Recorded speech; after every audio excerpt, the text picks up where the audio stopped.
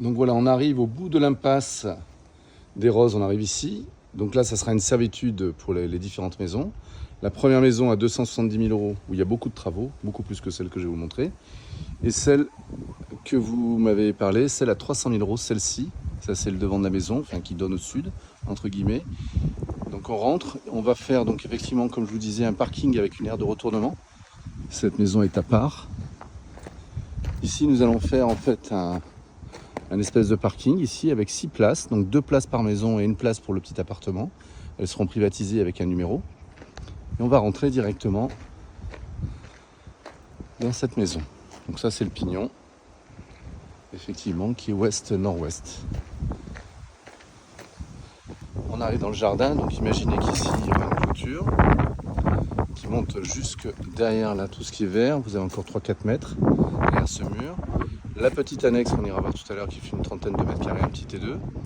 La fameuse véranda, comme on va aller voir.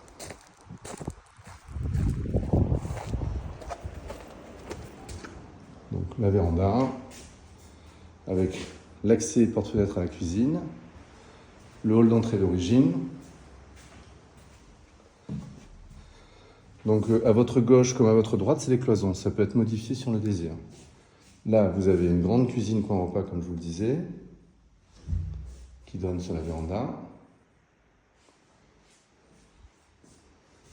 À votre gauche, vous avez une salle de bain, qui n'est pas très jolie, qu'il faut tout refaire, qui est grande, que moi je pense éliminer pour peut-être faire une salle d'eau à l'étage, et ici peut-être faire une buanderie cellier parce qu'on a une pièce derrière qu'on peut encore récupérer. Le petit WC, et ici, par là où nous sommes arrivés tout à l'heure, vous avez un petit salon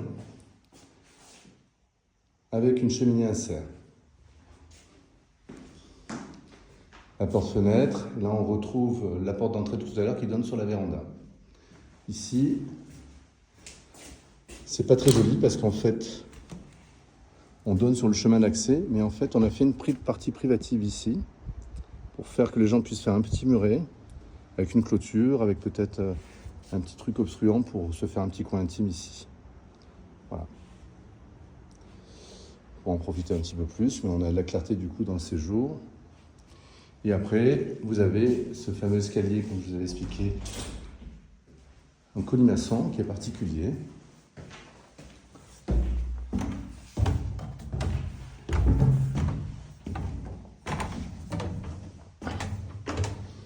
Donc vous avez 4 chambres. Une première chambre qui est assez grande.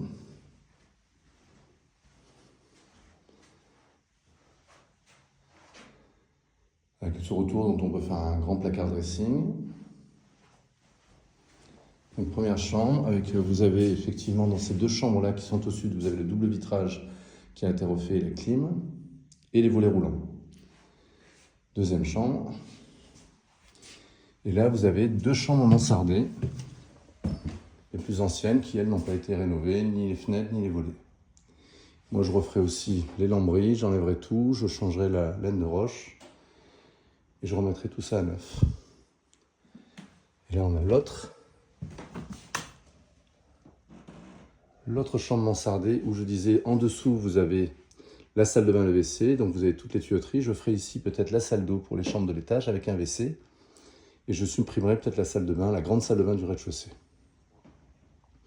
Pour faire buanderie, cellier ou un coin, je sais rien, un petit coin bureau, parce qu'il y a un bel espace, il y a 10-15 mètres carrés qu'on peut récupérer en bas. Voilà. Donc vous avez les 2 chambres de ce côté-là et 2 chambres ici. Voilà.